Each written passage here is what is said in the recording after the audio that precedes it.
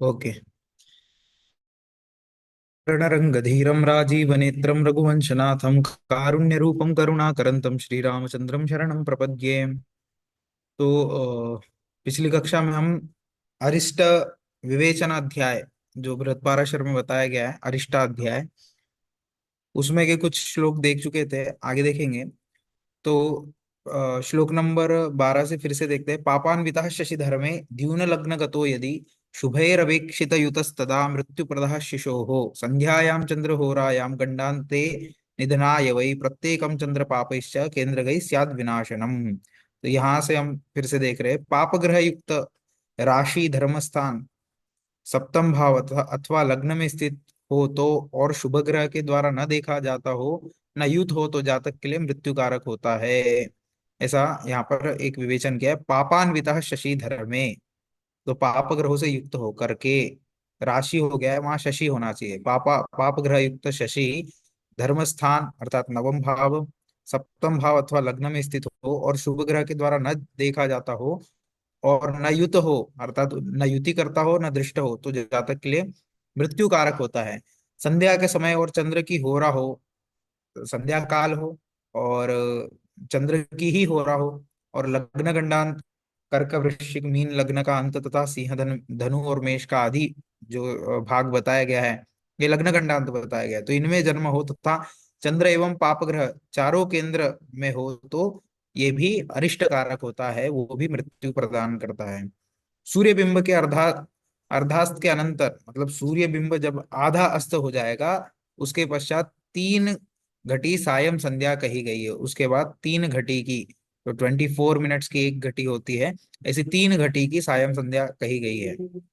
इसी प्रकार सूर्य बिंब के अर्ध बिंबोदय से पूर्व 3 घटी को प्रातः संध्या कहा गया। यदि कर्क लग्न हो और चक्र के पूर्वार्ध में, अब चक्र का पूर्वार्ध क्या है उत्तरार्ध क्या है ये मैं आपको कल बता चुका हूँ, अर्थात लग्न से लेकर के, लग्न के जितना भोग कर चुका है लग्न, वहां से लेकर के सप्तम भाव के जो मतलब जो भोग नहीं हुआ है ऐसा जो भाग है, वो लग्न से भुक्तांश से लेकर के सप्त के भोग्यांश पर्यंत जो भाग है ये पूर्वार्ध बोला है। उसके पश्चात जो भाग है अर्थात सप्तम भाव से, सप्तम भाव के भुक्तांश से लेकर के लग्न के भोग्यांश पर्यंत तक का जो भाग है ये उत्तरार्ध कहा गया है। तो ठीक है, तो उसे भी दृश्य अर्धार्थ और अदृश्य अर्धार्थ ऐसा भी कहा गया है। तो यदि कर्क लग्न हो और चक्र के पूर्वार्ध में सभी पाप ग्रह हो तथा चक्र के उत्तरार्ध में शुभ ग्रह हो तो जातक का मरण होता है, वो भी अरिष्ट कारक होता है।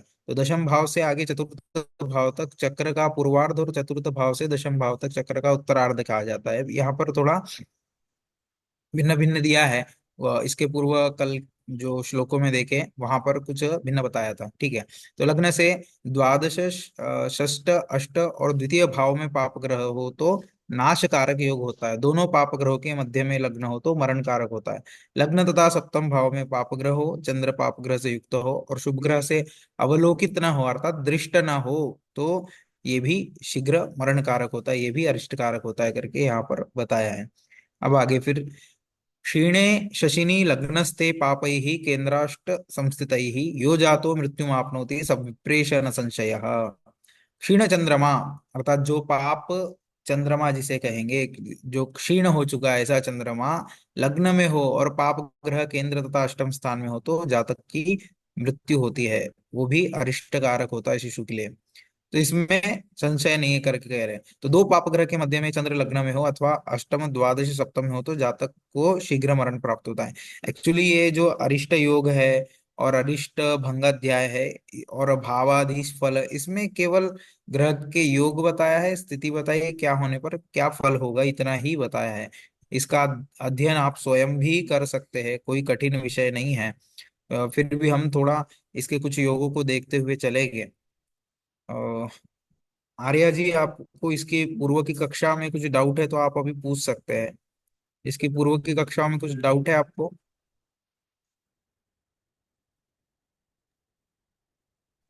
भी तो नहीं है सर। है ना? आप सुनते हैं डेली कुछ, अगर आप एब्सेंट रहते तो कुछ रिकॉर्डिंग्स जो दी जाती है आप सुनते हैं उसे? हाँ। हाँ हाँ। ठीक है, अभी आपको कोई कठिनाई नहीं हो रही है ना? नहीं नहीं, अभी नहीं हो रही। हाँ, और अगर कुछ नहीं समझता है तो आप ग्रुप में भी उसको लिख करके टाइप करके डालेंगे, तो वहां पे भी आपकी समस्या का वहाँ निवारण हम करेंगे। आपके आंसर ओके वहां पे भी दे सकते हैं, ठीक है। Okay okay okay. ठीक, हाँ। सर, एक पूछना था कि जो हमको प्रश्न पूछने जाएंगे ना। हम्म। पेपर्स म्हणजे में वो किस टाइप का होगा, पेपर पैटर्न किस टाइप का होगा? हाँ हाँ। हाँ, ठीक है, वो मैं बताऊंगा आपको, ये हमारा एक बार ये कंप्लीट हो जाए, उसके बाद में वो भी ओके मैं आपको बता दूंगा, ठीक है। Okay okay. ओके, हाँ। तो क्षीण चंद्रमा लग्न में हो और पाप ग्रह केंद्र तथा अष्टम स्थान में हो तो भी ये एक अरिष्ट कारक योग होता है।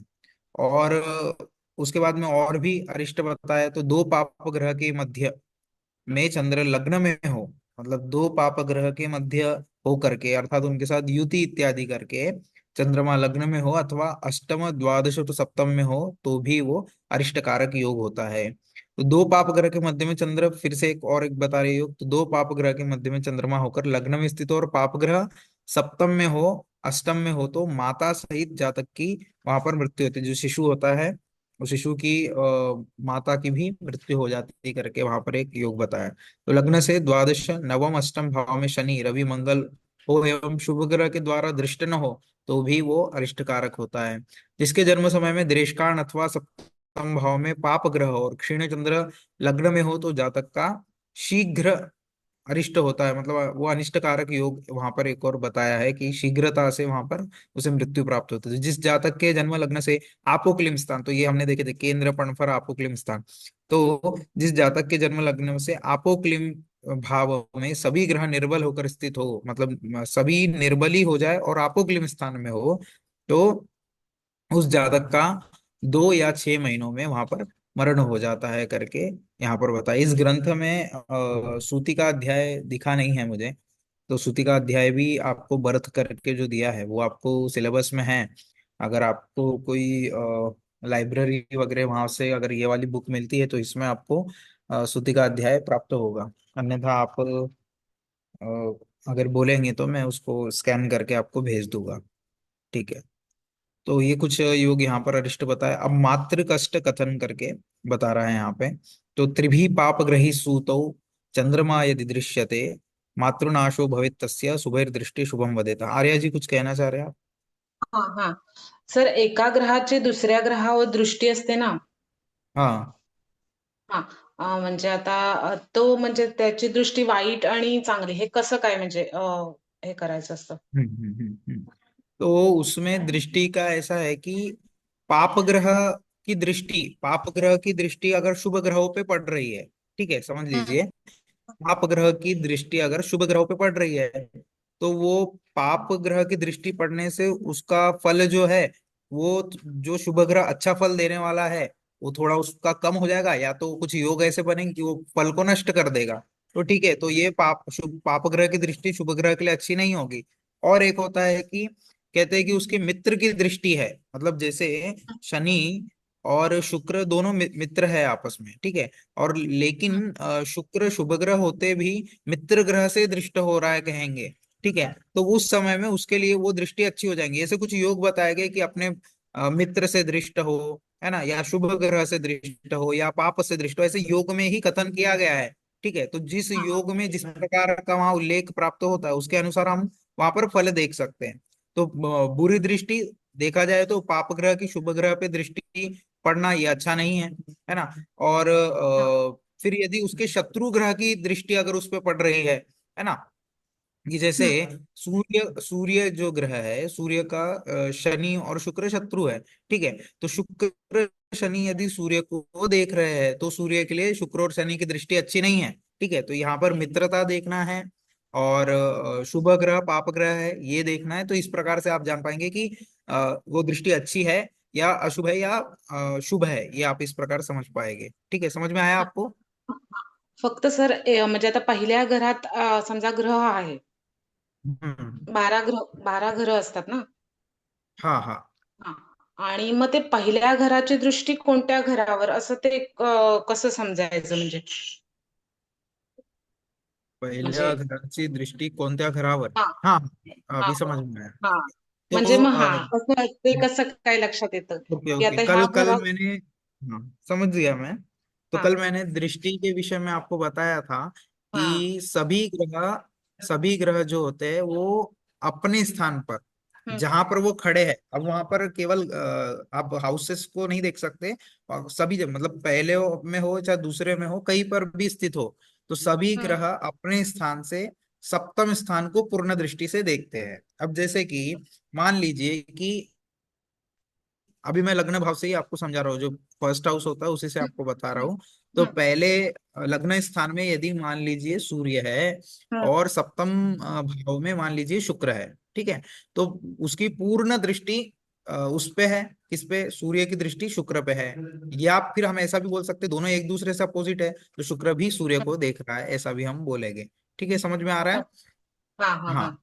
और और कुछ ग्रह ऐसे हैं कि जिनको विशेष दृष्टि है, तो वो कौन से ग्रह है कि शनि, मंगल और गुरु, ये तीन ग्रह ऐसे हैं जिनको विशेष दृष्टि है। अब विशेष दृष्टि कैसी है, तो कहेंगे कि शनि जो है वो अपने स्थान से तृतीय स्थान को भी पूर्ण दृष्टि से देखता है, और दशम स्थान को भी पूर्ण दृष्टि से देखता है। ठीक है, उसी प्रकार से जो मंगल है वो चतुर्थ को पूर्ण दृष्टि से देखता है, और अष्टम स्थान को भी पूर्ण दृष्टि से देखता है। उसी प्रकार से जो गुरु है वो पंचम स्थान को और नवम स्थान को पूर्ण दृष्टि से देखते हैं, अर्थात वो जहां स्थित होते हैं वहां से पांचवें हाउस को और नाइन्थ हाउस को वो पूर्ण दृष्टि से देखते हैं। ये तीन ग्रह को विशेष दृष्टि प्रदान है, अन्य सभी ग्रह केवल सप्तम स्थान में ही पूर्ण दृष्टि से देखते हैं। अब उसमें भी अभी लघु जातकम पढ़ाऊंगा आपको मैं, तो लघु जातकम में आपको ये सब विषय और स्पष्ट हो जाएगा। इसके बाद हम ये एंड करके हम लघु जातकम पढ़ेंगे। एक्चुअली हमें पहले लघु जातकम स्टार्ट करना चाहिए था। आपका लघु जातकम पढ़ा हुआ है क्या? नहीं। नहीं पढ़े? हाँ, तो अभी पहले हमने लघु जातकम पढ़ना चाहिए था, उसके बाद ये पढ़ते तो और इजीली हमें समझता।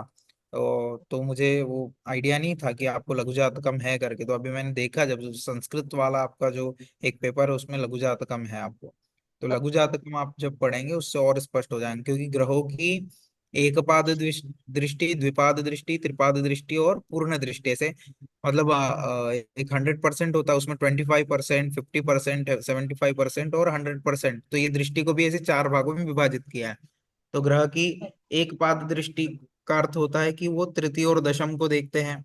द्विपाद दृष्टि में चतुर्थ अष्टम आ जाता है। त्रिपाद दृष्टि में पंचम नवम, और सप्तम स्थान पूर्ण दृष्टि होता है, वहां से जो उनका सातवां होता है वो पूर्ण दृष्टि होता है। ऐसे वहां पे एक पाद, द्विपाद, त्रिपाद, अर्थात 25, 50%, मतलब हम जैसे देखते हैं ना कि मुझे अभी यहाँ से सिर्फ 25% ये एरिया दिख रहा है, उसके बाद में 50% मैं देख पा रहा हूँ, 75% देख पा रहा हूँ, और मैं पूरा क्लियरली स्पष्ट अच्छे से देख पा रहा हूँ, जैसा हम व्यवहार करते हैं ना, उसी प्रकार ग्रहों की भी दृष्टियां होती है राशि चक्र में ओके। स्थित होने पर। ठीक है, तो इसी तर प्रकार फक्त से एक, आपको, हाँ हा बोला। म्हणजे समजा जर शनी समजा दुसऱ्या घरात असला तर दुसऱ्या घरापासून तिसऱ्या स्थानावर ना? नाही, दुसऱ्या हा घरापासून तिसऱ्या स्थानामध्ये नाही, दूसरे, अगर दूसरे घर में है, मतलब शनि मान लीजिए अभी लग्न में मान लीजिए कि वृषभ राशि है, अभी मेष नहीं ले हम्म, रहा हूँ, वृषभ ले रहा हूँ, तो वृषभ बरोबर। लग्न में है, तो सेकंड जो द्वितीय भाव होगा वहां पे कौन सी राशि आ जाएंगी, मिथुन आ जाएगी। ठीक है, हम्म, तो हम्म, मिथुन राशि में होने पर शनि कहाँ कहाँ पर दिखेंगे, तो विशेष दृष्टि मैंने बताया तृतीय और दशम स्थान में है, और सप्तम पूर्ण हम्म, दृष्टि तो है ही। तो हम्म, द्वितीय द्वितीय से तृतीय, तो उसके आगे वाला नहीं होगा, वो तो तृतीय भाव है, मतलब वो तीसरे हाँ स्थान को वहां से तो मान लीजिए कि द्वितीय भाव में है मिथुन राशि में, तो मिथुन, कर्क, सिंह, तो मतलब वहां ओके। पर उसकी सिंह, सिंह जो राशि है वो उसको पूर्ण दृष्टि से देखेगा। ठीक है, वहां से हाँ तीसरे स्थान को, तो दूसरा दूसरा भाव हो गया, दूसरा, तीसरा, चौथा, चतुर्थ भाव में उसकी पूर्ण दृष्टि होगी। ठीक है, उसके ओके। बाद में, मतलब यहाँ पे ऐसा होता है जहां स्थित है उसको भी काउंट करना है। ठीक है, अब जैसे पूर्ण दृष्टि बोलते हैं तो लग्न से सप्तम बोलेंगे, तो अगर लग्न से सप्तम काउंट कर रहे हैं यहाँ पर, काउंटिंग हम कैसे करेंगे, तो लग्न से सप्तम काउंट कर रहे हैं तो लग्न को भी काउंट करना है। अभी तो हम क्या करते हैं, लग्न बोल दिया, फर्स्ट बोल दिया, तो दो, हम्म, तीन, चार, पाँच, छह, सात, आठ, ऐसे कर देंगे हम, अच्छा। 7 बोलेंगे तो। लेकिन यहाँ ऐसा नहीं है, आपको क्या करना है, लग्न को भी काउंट करना है। तो प्रथम भाव जो है उसे लग्न भाव कहते हैं। तो लग्न, द्वितीय, तृतीय, चतुर्थ, पंच, षट और सप्त, जो 7वां स्थान होगा वहां पर पूर्ण दृष्टि होगी। उसी प्रकार शनि की चौथे स्थान में पूर्ण दृष्टि आएंगी तृतीय के हिसाब से। ठीक है। तो द्वितीय, तृतीय और चतुर्थ, तो चतुर्थ स्थान में पूर्ण दृष्टि होगी अगर तृतीय दृष्टि है उसकी। 310 उसका बताया है। ठीक है। और दशम बोलेंगे तो दशम, दशम भाव नहीं है वहां पर, तो वो जहां स्थित है वहां से 10 स्थान तक उसकी दृष्टि होगी। समझ में आया? ठीक है, अब समझ में आया। हाँ हाँ। तो इस प्रकार से ये दृष्टि का विषय है, और स्पष्ट होगा। अभी लघु जातकम हम पढ़ेंगे नेक्स्ट, इसके बाद में तो क्लियर हो जाएगा। ठीक है। तो त्रिभि त्रिभि पापग्रही सूतौ चंद्रमा यदि दृश्यते मातृनाशो भवेत् तस्य शुभैर्दृष्टे शुभम वदेत्। धनेर्राहुर्बुधः शुक्र सौरी सूर्यो यदा स्थिता तस्य मातृर्भवेन् मृत्युर्मृते पितरी जायते। अब यहाँ बता रहे कि यदि 3 पाप ग्रह चंद्रमा को देखते हैं तो 3 पाप ग्रहों की दृष्टि चंद्रमा पर पड़ती है। अब 3 पाप ग्रह कौन कौन से हो गए? तो जैसे सूर्य की दृष्टि हो गई, मंगल की दृष्टि हो गई, शनि की दृष्टि हो गई, कदाचित राहु केतु इत्यादि भी हम ले सकते हैं। तो ऐसे 3 पाप ग्रहों की दृष्टि चंद्रमा पर पड़ती है तो उस जातक की माता मृत्यु को प्राप्त होती है। एवं शुभ ग्रह देखते हैं तो वहां पर मृत्यु का, उस अरिष्ट का नाश हो जाता है करके। अगर एक शुभ ग्रह भी यदि उस चंद्रमा को देखता है तो मृत्यु नहीं होगी।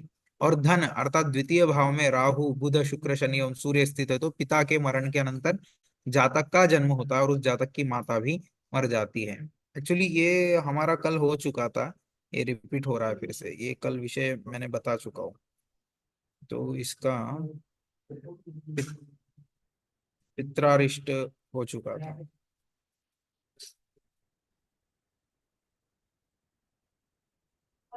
पितृ कष्टकारक योग देख लिए थे कल, यहाँ से देखेंगे। जिस जातक के जन्म काल में, श्लोक नंबर 36, जिस जातक के जन्म काल में सूर्य पाप ग्रह से युक्त हो अथवा 2 पाप ग्रह के मध्य में हो या सूर्य से सप्तम स्थान में पाप ग्रह हो तो उसके पिता का वध हो जाता है। मतलब कोई वध कर देता है, कहीं किसी प्रकार से मृत्यु हो जाती है। तो जिस जातक के जन्म काल में सूर्य पाप ग्रह से युक्त हो, पाप ग्रह से युक्त हो, उनके साथ हो अर्थात, अथवा 2 पाप ग्रह के मध्य में सूर्य हो या सूर्य से सप्तम स्थान में पाप ग्रह हो। मतलब यहाँ सूर्य विशेष है क्योंकि सूर्य जो है पितृकारक ग्रह है, इसलिए पिता से संबंध बताया उसका।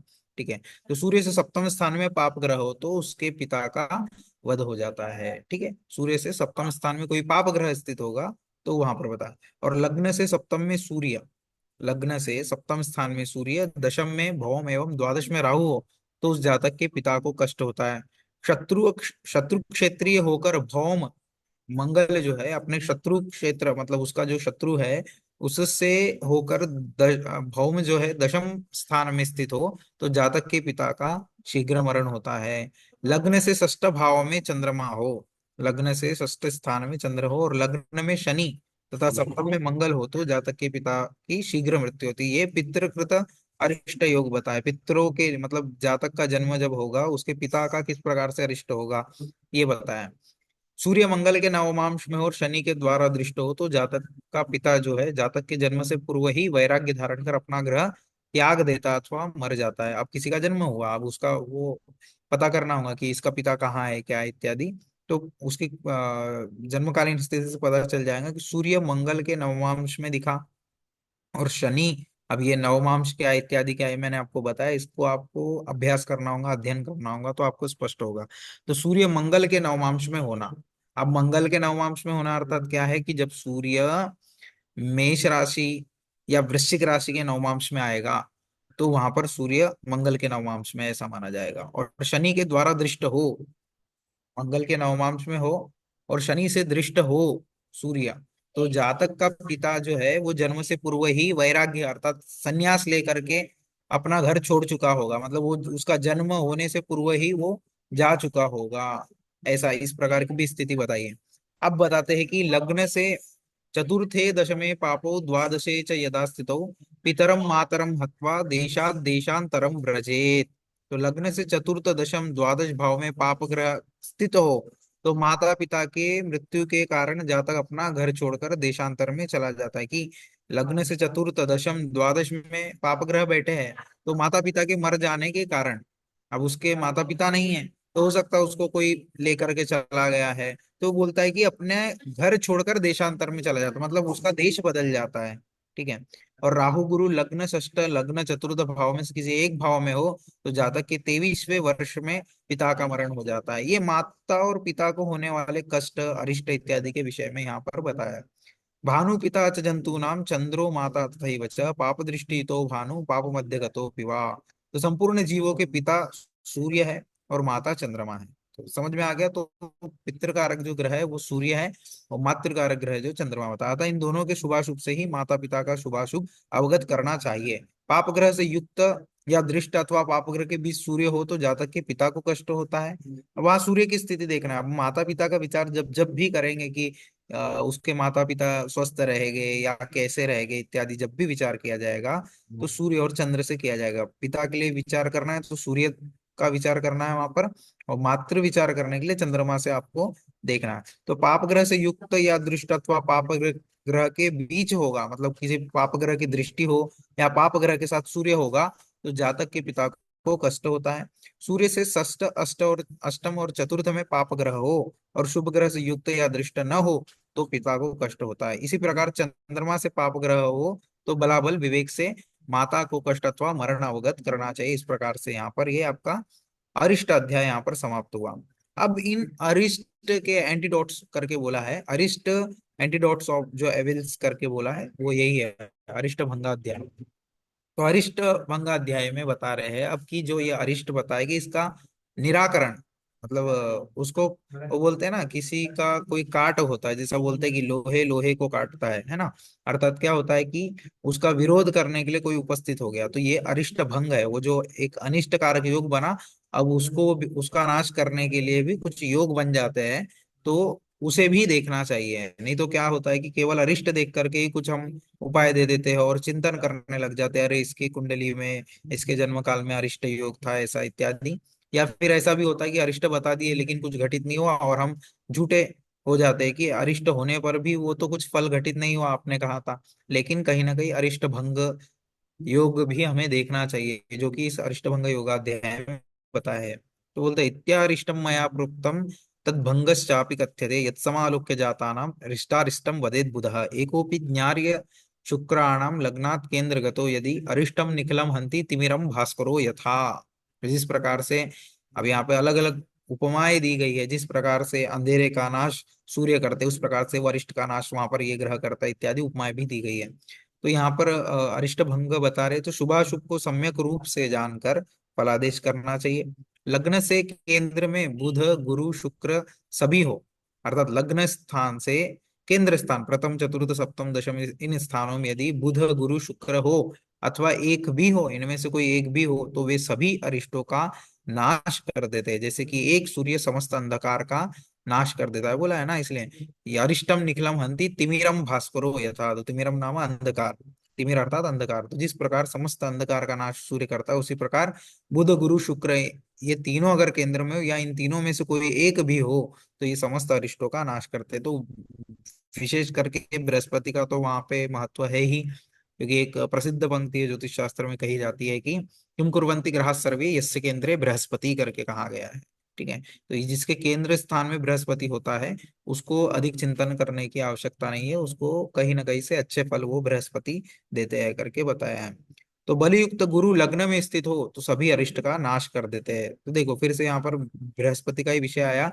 तो बल युक्त अर्थात स्ट्रॉन्ग बृहस्पति, सभी प्रकार से बल को प्राप्त जो बृहस्पति, अब सभी प्रकार के बल अर्थात क्या है मैं बता चुका हूँ, जैसे कि अपनी शुभ राशि में होना, अपनी स्वराशि में होना, मूल त्रिकोण में होना, उच्च में होना, इस प्रकार का जो फल होगा, अपने मित्र के साथ होना, अपने मित्र ग्रह में होना, अपने मित्र ग्रह से दृष्ट होना, शुभ ग्रह से दृष्ट होना, ऐसे अनेक प्रकार से बल से युक्त होकर के जब बृहस्पति, अब ऐसी सभी स्थितियां एक साथ नहीं बनेंगी पर इनमें से निश्चित ही कुछ स्थिति बन सकती है। तो बलियुक्त गुरु लग्न में स्थित हो तो सभी अरिष्ट का नाश कर देता है। जैसे भक्ति पूर्वक शिव जी को प्रणाम करने से वे सभी पापों को नष्ट कर देते हैं। यहाँ उपमा दी जिस प्रकार से भगवान शिव एक किसी की भूल हो जाने पर, दोष हो जाने पर कोई माफी उनसे मांग लेता है, क्षमा याचना करता है, जैसे शिव माफ कर देते हैं, उसी प्रकार सभी अरिष्टों को नाश कर दे। जैसे भक्ति पूर्वक शिव जी को प्रणाम करने से वे सभी पापों को जिस प्रकार से नाश कर देते हैं, है ना, जैसा बोलते हैं कि गंगा में स्नान करने से सभी पाप नष्ट हो जाते हैं, उसी प्रकार शिव जी की पूजन करने से सभी अरिष्टों का नाश हो जाता है, जैसे कहते हैं।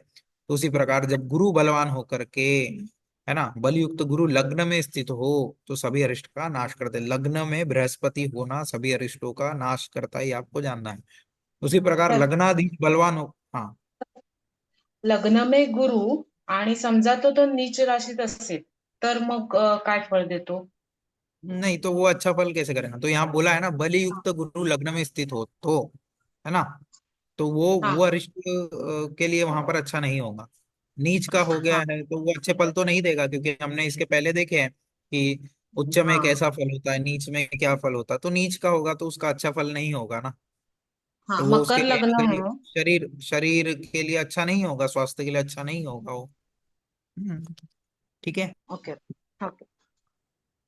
तो बल देखना है वहां पर, इसलिए बल देखना है, उच्च में है, नीच में है, मित्र राशि में है, स्वराशि में है, इत्यादि सबका विचार करने के बाद ही फल कथन करना चाहिए।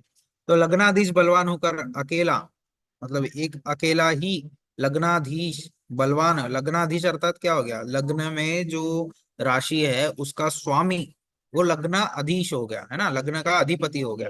तो लग्नाधीश बलवान होकर अकेला भी केंद्र में हो तो भी सभी अरिष्ट का नाश करता है। तो क्या हो गया, लग्नेश जो है वो बलवान होकर बल को प्राप्त करते हुए केंद्र में हो तो सभी अरिष्ट का नाश कर देता है। जैसे महादेव द्वारा त्रिपुर का नाश किया गया था, जिस प्रकार ने भगवान शंकर ने एक त्रिपुर नामक दैत्य था, उसका त्रिपुरासुर करके ऐसे अलग अलग दैत्य हुए।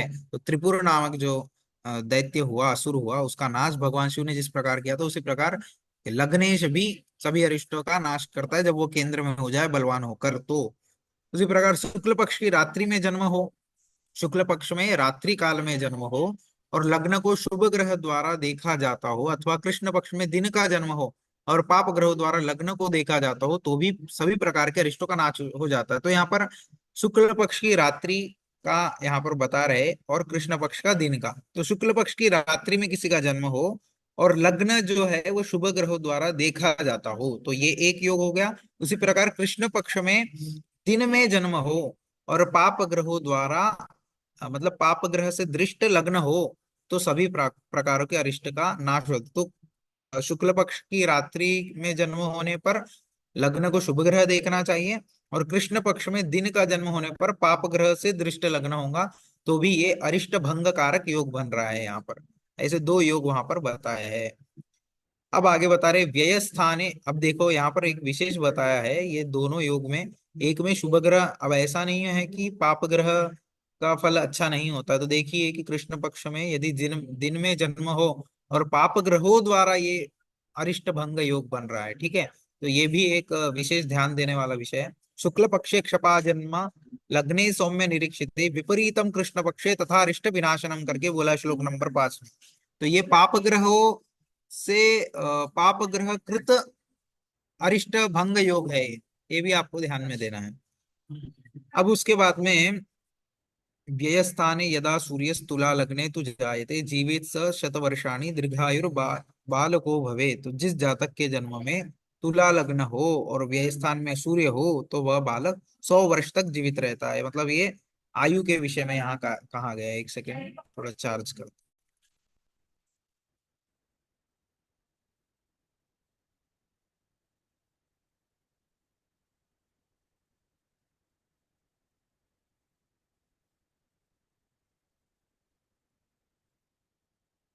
तो यहाँ पर एक आयु के विषय में बताया जाता कि व्यय स्थाने यदा सूर्य तुला लग्ने तु जायते। अब किसी प्रकार का भी अरिष्ट बन रहा होगा लेकिन इस प्रकार की स्थिति होगी तो वहां तो आयु बढ़ चुकी है। अब किसी ने बोला है कि ये योग बनने से 7 दिन में मृत्यु होती है, कुछ योग बन रहा है उसमें 1 मास में मृत्यु बताया है।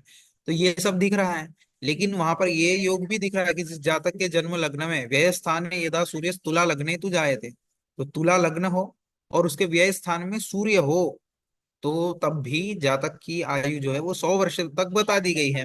लेकिन वहीं पर कहीं दूसरा योग बन रहा है जिसमें 7 दिन में, 1 मास में, एक पक्ष में मृत्यु बता है, तब ये अरिष्ट योग, अगर 100 वर्ष आयु जब एक योग से बता दी गई, तो ऑब्वियसली वहां पर अरिष्ट, जो दूसरा योग बना अरिष्ट, उसका नाश हो गया, क्योंकि ऑलरेडी 100 वर्ष की आयु दे दिया है एक दूसरे योग ने। ठीक है, तो इस प्रकार से ये अरिष्ट का भंग करेगा ये योग भी। उसी प्रकार मंगल यदि गुरु से युक्त हो, मंगल जो ग्रह है वो यदि गुरु से युक्त हो अथवा दृष्ट हो, है ना, मंगल यदि गुरु से युक्त हो, अर्थात उसके जिस राशि में गुरु है उसी राशि में मंगल हो जाए, अथवा गुरु की दृष्टि मंगल पर पड़ जाए, तो समस्त अरिष्ट का नाश करता है और माता के लिए भी शुभ कारक होता है। तो जो मातृ के लिए भी जो अरिष्ट बताए गए हैं, उसको उसको भी वो नाश कर देगा गुरु, अगर मंगल पर उसकी दृष्टि हो या मंगल के साथ युक्त हो। और चतुर्थ दशम में पाप ग्रह हो, चतुर्थ और दशम स्थान में पाप ग्रह और शुभ ग्रह केंद्र त्रिकोण में हो, तो यह योग पिता के लिए शुभ कारक होता है। तो जो चतुर्थ स्थान और दशम स्थान में पाप ग्रह हो और शुभ ग्रह केंद्र या त्रिकोण में हो, अर्थात प्रथम चतुर्थ सप्तम दशम में और पंचम नवम में, इन स्थानों में यदि केंद्र अर्थात त्रिकोण में ये शुभ ग्रह हो जाते हैं, तो ये योग पिता के लिए शुभ कारक है। तो जो पितृकृत अरिष्ट है, पिता के लिए पितृकृत नहीं, वहां पर पिता के लिए जो अरिष्ट और पिता को जो कष्ट पहुंचाने वाले जो योग है, वो उसका नाश कर देगा ये वाला योग, है ना।